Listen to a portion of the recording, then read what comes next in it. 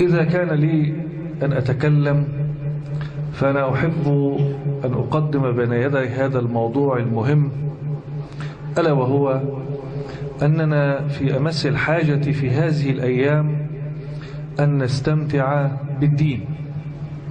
حقيقة يحزنني جدا أن كثيرا منا لا يستمتع بالإسلام وعنده بعد عن هذا الدين. نحن قد نتكلم عن الإسلام وفي الإسلام، ولكننا بكل أمانة هل نستمتع بهذا الدين؟ هل نستمتع مثلا بالقرآن؟ هل نستمتع بالصلاة؟ هل نستمتع بالعلم؟ بكل أسف إن بعضا منا حول العلم إلى مجرد كتب جافة لا علاقة لنا بها إلا في نقلها. أين أثرها في حياتنا؟ ولذلك هناك ما يسمى في العلم بالوسيلة والغاية. خلي بالك، وأصدر بذلك في حديثين لننظر فيهما، وكلاهما يختلف تمام الاختلاف عن الآخر، مع أن الموضوع واحد لكن النتيجة تختلف. الحديث الأول قال نبينا عليه الصلاة والسلام: من سلك طريقا يلتمس فيه علما سهل الله له به طريقا إلى الجنة. إذن العلم يؤدي إلى الجنة. والحديث الثاني قال نبينا عليه الصلاة والسلام: أول من تصعر بهم النار يوم القيامة ثلاثة: عالم. إذن هذا العالم تعلم العلم، لكنه على نقيض الحديث الأول، تعلم العلم فدخل به النار. ما العلاقة بين الحديثين؟ الأول تعلم العلم ودخل به الجنة، والثاني تعلم العلم ودخل به النار والعياذ بالله. القضية فيما أتكلم فيه الآن في الوسيلة والغاية. خلي بالك، هناك وسيلة وهي الأساس.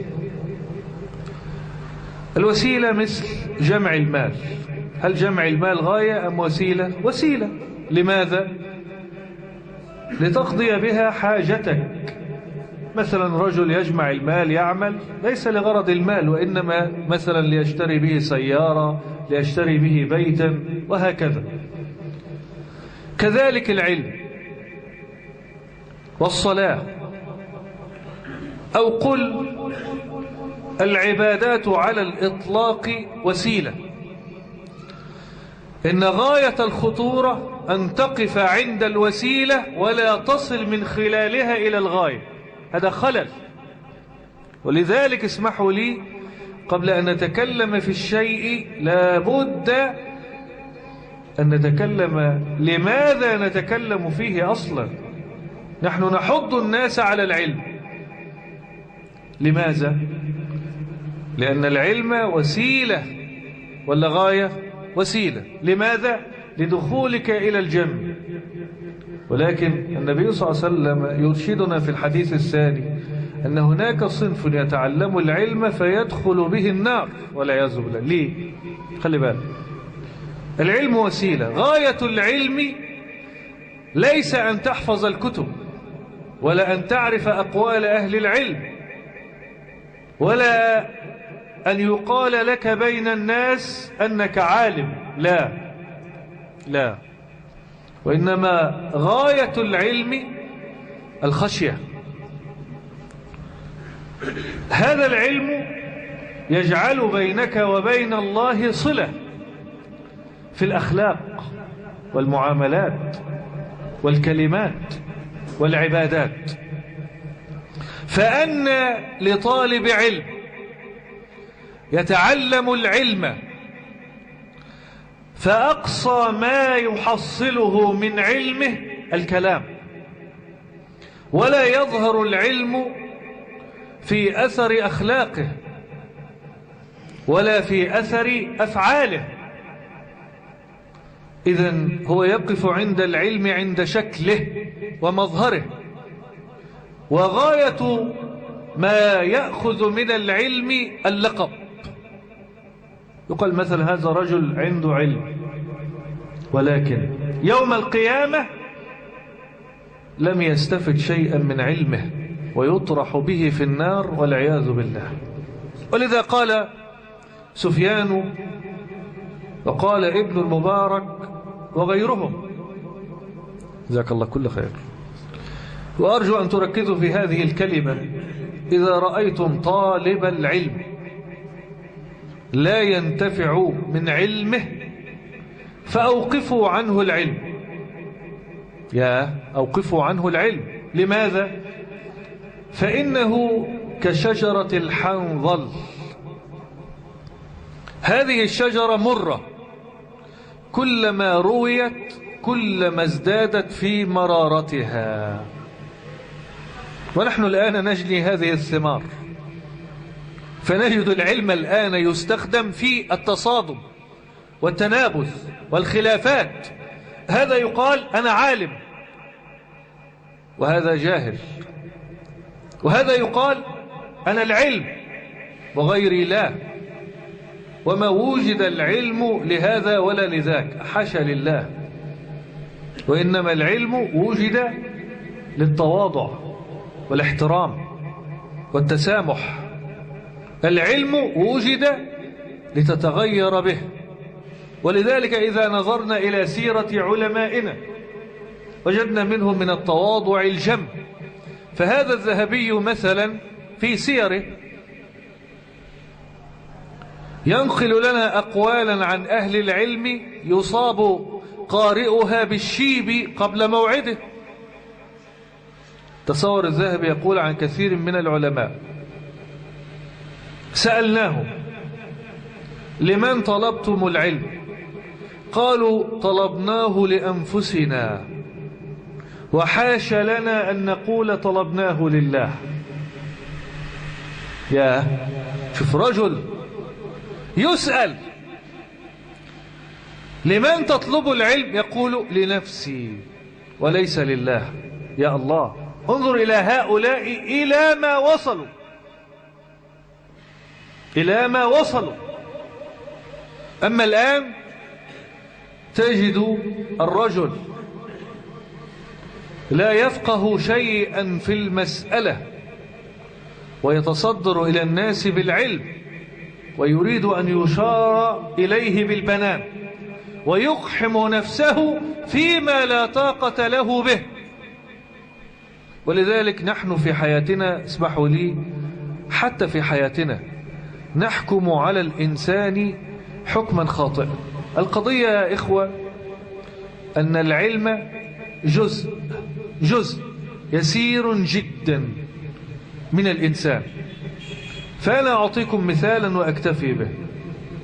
عندنا طبقات في الرتب، مثلا أعلى هذه الطبقات طبقة النبي اللي هي النبوة، ثم الصديق، الولي، التقي العالم، ما الفرق بين هؤلاء؟ ما الفرق بين هؤلاء؟ هل هو العلم؟ الجواب لا. لا. قال أهل العلم إن الرجل إذا اكتملت فيه صفات عدة، خلي بالك، ارتقى في الرتبة. تاني، إن الرجل إذا التقت فيه صفات عدة ارتقى في الرتبة. ما هي هذه الصفات؟ العقل، العلم، الحكمة، الفهم، العبادة، الصبر. كم؟ 6. تاني كده مع بعض. العقل، والعلم، والعبادة، والفهم، والحكمة، والصبر. ال6 أشياء هذه نعطيها 100%. كلما ارتقيت فيها كلما ارتقيت في الرتبة. نعطي مثالا. رجل مثلا اشتهر بالعلم ولكنه فقد العقل، يعني لا عقل له في تصرفاته، يبقى بنسميه متهور، عالم متهور. ده يفقد العلم بتهوره، يفقد العلم بتهوره. لكن إذا جمع بين العلم وبين العقل، خلي بالك، يؤدي ذلك إلى الحكمة.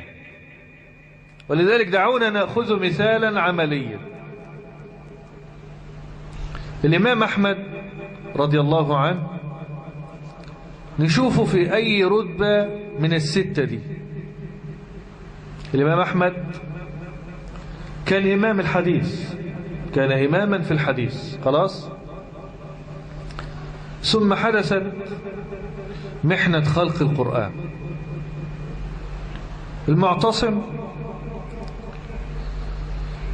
مشى وراء المعتزلة أن القرآن مخلوق، والقرآن مخلوق. دي قضية خطيرة. ليه؟ الشيء المخلوق يحتمل الصواب والخطأ، مش كده ولا ايه؟ فلو قلنا والعياذ بالله إن القرآن مخلوق، يعني ايه؟ يعني يحتمل الصواب والخطأ. لا، القرآن ليس بمخلوق، هو كلام الله، هو كلام الله غير مخلوق. فالإمام أحمد لما أتي به في هذه المحنة ضرب وعذب من المعتصم، عذبه عذابا شديدا. طيب، كان بإمكان الإمام أحمد وهو رجل له كلمة أن يقول للناس اخرجوا على المعتصم، مش كده ولا ايه؟ أيها الناس، المعتصم يتكلم الآن بكلمة كفر. وكان ممكن يعمل المسألة ديت ويقلب الناس على المعتصم، صح ولا لا؟ السؤال: هل فعل الإمام هذا؟ الجواب: لا. طب لماذا؟ شوف هنا بقى، شوف هنا الإيش؟ العقل والحكمة مع العلم، يبقى يؤدي إلى التكامل. قيل له: تكلم فيه، قال لا. خلي بالك بقى، شوف الإمام بقى، شوف العلم مع العقل يؤدي إلى الحكمة. قال: إنه الآن، خلي بالك، يعذبني ولكنني لا أتكلم فيه أبدا. قيل له: لما يا إمام؟ قال: لأنه، خلي بالك، شوكة في حلق اليهود. المعتصم هو نفس الشخص اللي عذب الإمام أحمد، هو نفس الشخص الذي تعرفونه جميعا حينما نادت المرأة المسلمة ومعتصما. انظر إلى فقه هذا الإمام، قال لا، لو تكلمت فيه لفرحت اليهود وهو شوكة في أعناقهم، وإنني الآن يجب علي أن أقدم مصلحة الأمة على مصلحتي. ما هذا؟ ما هذا؟ انظر إلى هذا الفهم الراقي. ليه؟ لأنه جمع بين العلم والعقل والحكمة والفهم والصبر. فلما جمع بين هذه الصفات والرتب، خلي بالك بقى، ارتقى من إمام الحديث، ممكن في أئمة كتير للحديث، إلى إمام أهل السنة والجماعة على الإطلاق. طب حط بقى واحد تاني في نفس موقف الإمام، رجل عنده علم لكن متهور، يعمل ايه؟ ينتصر لنفسه، خلي بالك، فيضيع أمة بتهوره. ولذلك حينما تقيس الإنسان لا يقاس الإنسان بما يقول من العلم، لا، قال أهل العلم يقاس الإنسان، خلي بالك، بما فهم من العلم، وبان ذلك في أخلاقه وتصرفاته وأفعاله. وذلك الحسن كان يقول قوله وقد أصاب فيه: ما هي الفائدة من حفظك للقرآن؟ شوف، رجل يحفظ القرآن، نحن نقول هذا حافظ للقرآن يتباهى به، ولكن الحسن يقول إيش؟ ما هي الفائدة من حفظك للقرآن؟ لماذا تقول ذلك يا حسن؟ يقول: ما هو بحفظ حروفه وإضاعة حدوده. أنت تحفظ القرآن، ولكن أين القرآن في حياتك وأفعالك وأخلاقك؟ ولذلك لما سئلت أمنا عائشة رضي الله عنها عن نبينا عليه الصلاة والسلام، لم تجد، وكانت فقيهة، وصفا أدق ولا أجمل ولا أروع من هذا الوصف. كان خلقه القرآن. تعرف كان خلقه القرآن يعني إيه؟ النبي صلى الله عليه وسلم، خلي بالك، كان صادقا أمينا قبل النبوة، فلما نزل عليه القرآن، خلي بالك، ازداد جمالا وشرفا على شرفه وجماله. ليه؟ ارتقى. هذا كتاب عظيم، من فهمه وعاش له ارتقى به.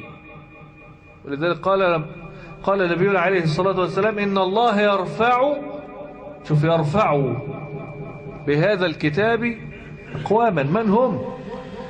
الذين يحفظون؟ لا، الذين يحفظون ويفهمون ويطبقون.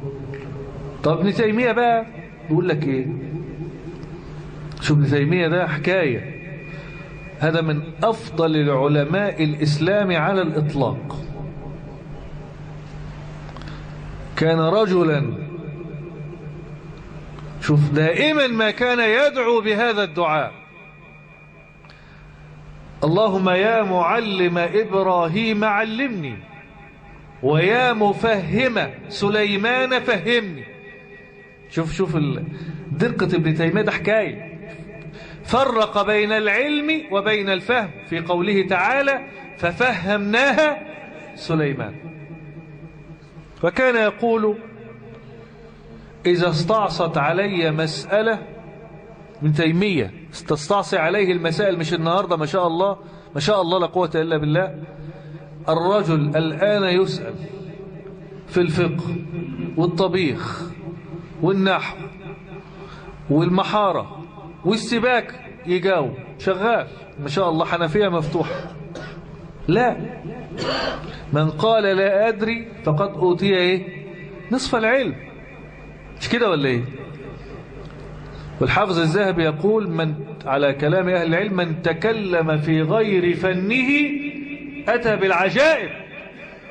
ولذلك نحن نسمعه الآن من العجائب ما لا يعد ولا يحصى، وهذه كارثة. الرجل يستحي أن يقول لا أعلم. هل هذا ينقص من قدرك؟ الجواب لا. الذي ينقص من قدرك أن تكذب أمام الله، دي مصيبة. فابن تيمية يقول كانت إذا استعصت علي مسألة مرغت وجهي في التراب واستغفرت ربي 1000 مرة وما زلت أفعل حتى يفتح لي. شوف ابن تيمية ده اللي مدوخ الدنيا في العلم. طب ابن تيمية ده يقول لك ايه؟ أنزل الله القرآن لثلاث: أدنى، وسطى، عليا. الأولى وهي الدنيا اللي هي أدنى حاجة، لتلاوته وحظ ذلك في اللسان. أول حاجة في القرآن التلاوة. وأنا عايز واحد يعمل بحث، طالب علم يعمل بحث الفرق بين التلاوة وبين القراءة. دايما طالب العلم كده يبقى عنده المصطلحات دي مهمة. شوف تيمية يقول لك ايه؟ أنزل الله القرآن لثلاث: الأولى لتلاوته، دي أدنى حاجة التلاوة. طيب الآن 1,600,000,000 كم منها يجيد أن يقرأ كتاب الله؟ كم؟ قلة. وكم من الذين يجيدون القراءة يقرؤون القرآن لله؟ وكم منهم خلي بالك بان أثر القرآن في خلقه وأخلاقه. شوف عمالين ننزل اهو. ولذلك شوف النهاردة يقول لك رجل حاصل على الدكتوراه، دكتوراه دي أرقى المراتب العلمية، ويجيد أن يتكلم بالإنجليزية والفرنسية والإيطالية والألمانية، حكاية. لكن إذا جاء إلى القرآن كان الأعاجم يعرفون عنه. مش كده ولا ايه؟ يقول لك ألم ذلك الكتاب، ألم، كله ألم، شغال ألم ألم ألم. وذلك الرجل كان يقرأ القرآن من حفظه في نوادر القراء، والإمام الزيات قدم إلى هذه البلد. فالراجل بقى قالوا له ده الإمام الزيات اللي بيجي في التلفزيون جاي.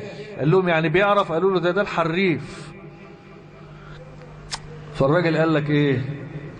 أسأله الأول. فقال له يا إمام هي 60 ولا 90؟ قال له هدي. قال له إياك 90 ولا 60؟ شوف نستعين يعني. شوف الكلام. ما هو الناس كده. والراجل بيقول لك يا نوح اهبط منها بسلم. سلم ايه يا ابني؟ أعجيب. ولذلك أنا مرة كل ما بدخل مسجد أقول دي القراءة كام؟ القراءة 150 170 قراءات. الله أكبر يعني. العلم يؤخذ بالتلقي. فشوف الإمام تيمية يقول لك إيه؟ أول مرتبة التلاوة.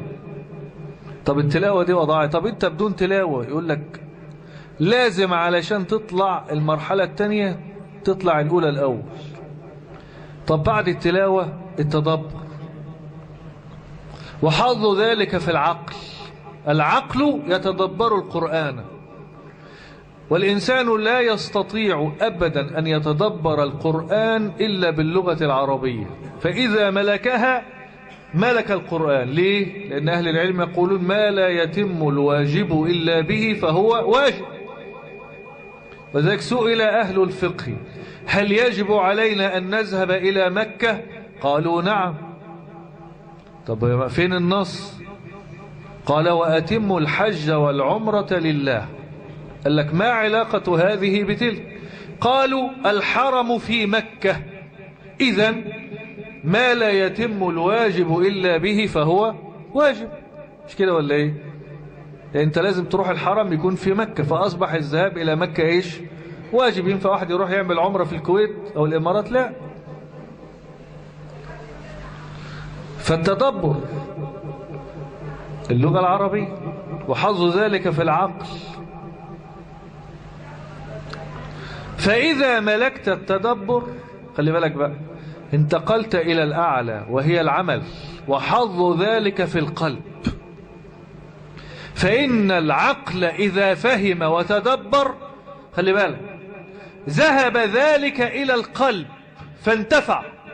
فإذا انتفع القلب بالقرآن، خلي بالك، خشع. فإذا خشع القلب أمر الجوارح أن تخشع لله. ولذلك العلماء يقولون إيش؟ لا يغرنك أن رجلا يصلي بأعضائه وجوارحه، لا، ليس هذا هو المطلوب، ولكن المطلوب منك أن تصلي أولا بقلبك. فإذا خشع قلبك خشعت جوارحك. لذلك العلماء بيقولوا إيه؟ إن عبادة القلوب واجبة على العبد قبل عبادة الجوارح. أين هذا الكلام في دنيا الناس؟ بل أين هذا الكلام في طلبة العلم؟ أين؟ تجد العلم الآن وسيلة للتصادم والتنابز، وسيلة لتجهيل الناس. وهل وجد العلم لذلك؟ الجواب لا، لا، ما كان العلم لهذا أبدا. شوف العلماء زمان كان عندهم رقة واحترام وأدب وسمت. ولذلك قالوا كان العلماء قديما يتفاوتون في أيهم أكثر علما.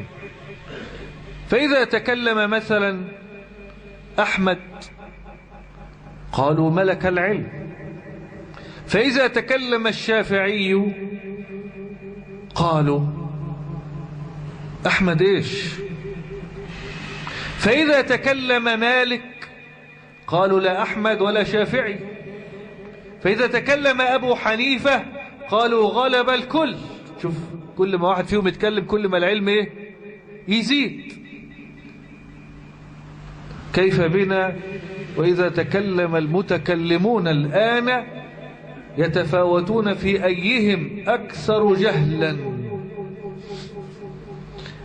يجي الأول يتكلم تقول إيه الجهل ده، فيأتي الذي يليه تقول لك لا بالنسبة له عالم. عالم.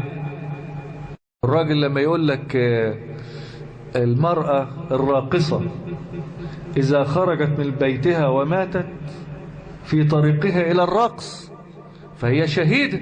يا ولا يا بحبحون انت يا ولا، يا ايه الجمال ده؟ يعني كده بقى ما شاء الله ما شاء الله. يجي التاني يقول لك نعم صدق. ليه يا ولا؟ يقول لك الرقص فن جميل، من لم يتذوق الرقص لم يصل به إلى الخشوع. خشوع مين يا ابني؟ تاخد بال حضرتك؟ ايه ده؟ هي العالم دي جايه منين؟ كل واحد يتكلم. واحد تاني يقول لك ايه؟ لو الرجل رمى يمين الطلاق على زوجه آلاف المرات ولم يوثق ذلك كأنه لم يوجد. إن رجلا يتكلم في هذا لا يمكن أن يكون شم رائحة العلم. ليه؟ عندنا قاعدة تقول الأعلى يشمل الأدنى. خلي بالك، الأعلى يشمل الأدنى. إيه الأعلى والأدنى؟ يقول لك إيه؟ لو أن رجلا تلفظ بالكفر أو أنكر معلوما بالدين بالضرورة ثم استتاب، يعني الناس قالت له خلي بالك هذه الكلمة كذا وكذا، وهو قال أنا أعتقد ما أقول، يعني أقيمت عليه الحج. رجل مثلا يقول لا يوجد في الإسلام صلاة، نقول له لا، الصلاة موجودة بنصوص الكتاب والسنة والإجماع. يقول لا، أنا أعتقد هذا.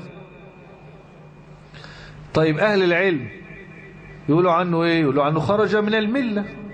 يوم يجي واحد يتفلسف يقول لك لا لا يخرج من الملة، نقول له ليه يا عم الحاج؟ يقول لك أصله لم يوثق ذلك. ما كتبش ده، ما وثقش العقد الكلام ده يا ولا. طب إذا كان الإنسان يخرج من الملة بكلمة، ألا يخرج الرجل من امرأته بكلمة وهو أدنى؟ مش كده ولا إيه؟ هو الأعلى الإسلام ولا الطلاق؟ يعني سبحان الله. لذلك نحن نسمع أمورا يشيب لها الولدان. عشان كده أنا بقول لكم يا جماعة، مش قضية علم وكتاب لا، القضية أنت هذه السنوات كم خطبة سمعت، كم درس حضرت، كم رمضان، هل تغيرت بصراحة في أخلاقك، في كلماتك، في فظاظتك، في غلظتك، في كذا وكذا؟ احنا من أسوأ إلى أسوأ. يعني جيلنا كنا قديما يحب بعضنا بعضا. أبسط شيء، كنا زمان الإنسان ده يلقي السلام على إخوانه. الوقت الرجل يمشي يدقق فيك أولا ولا يلقي عليك السلام. يا عم ما تلقيش السلام، يقول لك هل أنت من جماعتي؟ يا سلام. طب افرض أنا مش من جماعتك يا سيدي، يقول لك إذن لا ألقي عليك السلام. من قال هذا؟ جماعات إيه وأحزاب إيه الإسلام لا يعرف هذا أبدا أبدا. الإسلام دين جاء لتوحيد الناس. الإسلام لا يعرف العنف ولا الإيذاء. ولذلك لا تصدقون من يصدرون الكلام أن الإسلام يدعو إلى القتل والإرهاب. حاشا لله. الإسلام لا يقر أبدا بإيذاء أحد حتى ولو كان من غير المسلمين.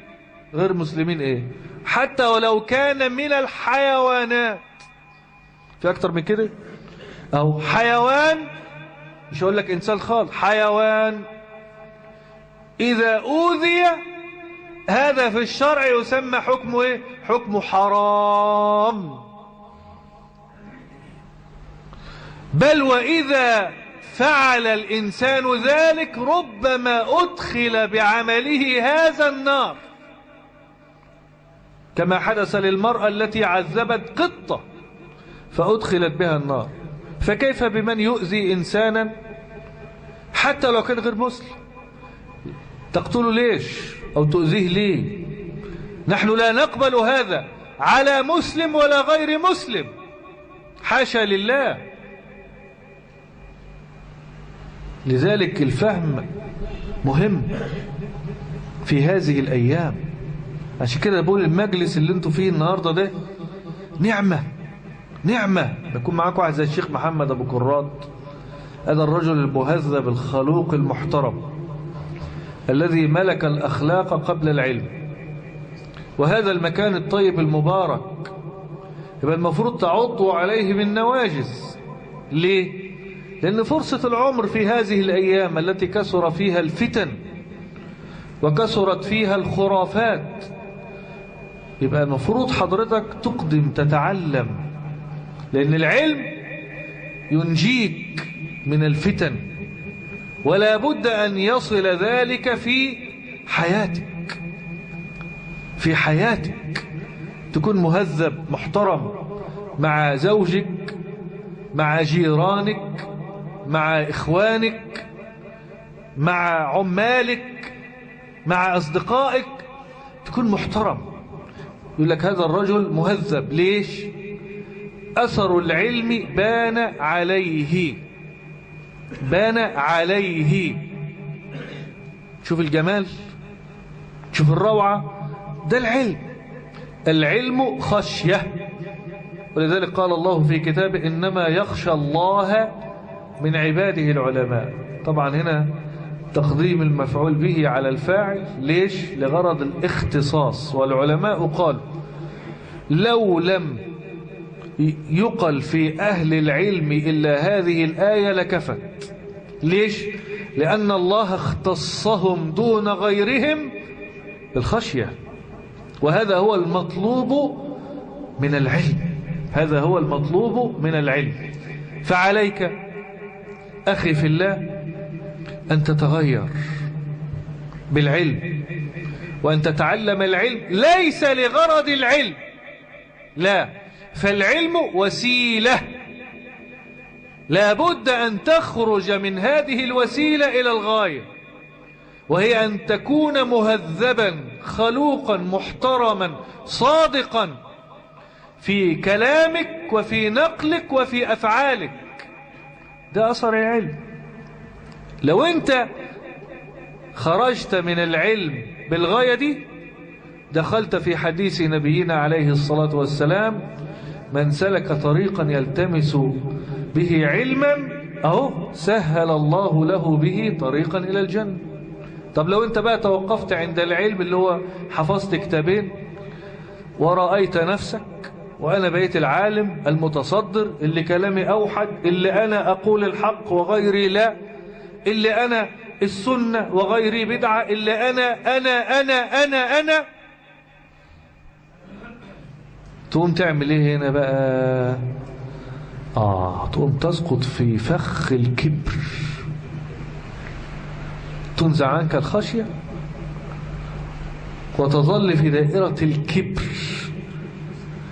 والعياذ بالله، فتموت، فتفاجأ أنك أول من يصعر بهم وأول من يدخلون إلى جهنم دخولا، فتقول يا رب لقد كنت أعلم العلم، فيقال لك لا،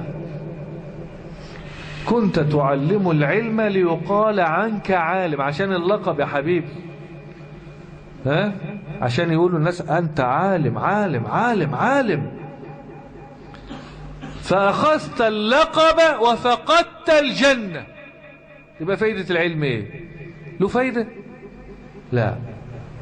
زيك ارجع لقول سفيان بن المبارك وأختم به: إذا وجدتم طالب العلم لا يتغير ولا ينتفع بعلمه فأوقفوا عنه العلم. ليش؟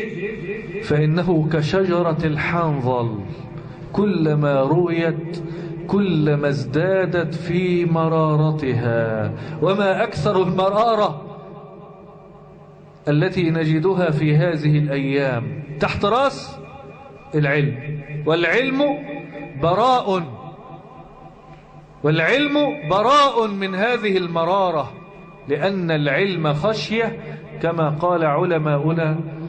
وأكتفي بهذا القدر، وأعتذر أنني تكلمت في مجلس شيخنا الشيخ محمد أبو كرات، ولكنني أسعد بكم وأسعد بهذه الوجوه وأسعد بهذه المجالس الطيبة المباركة التي أسأل الله أن يديمها عليكم وأن يحفظها عليكم وأن يسددكم وأن يرزقكم الإخلاص والتقوى، فهو ولي ذلك والقادر عليه. شكر الله لكم. وللمرة الثانية أعتذر أني تكلمت في مجلس شيخنا، ولكن هذا من كرم أخلاقه ومن كرم علمه، وشكر الله لكم.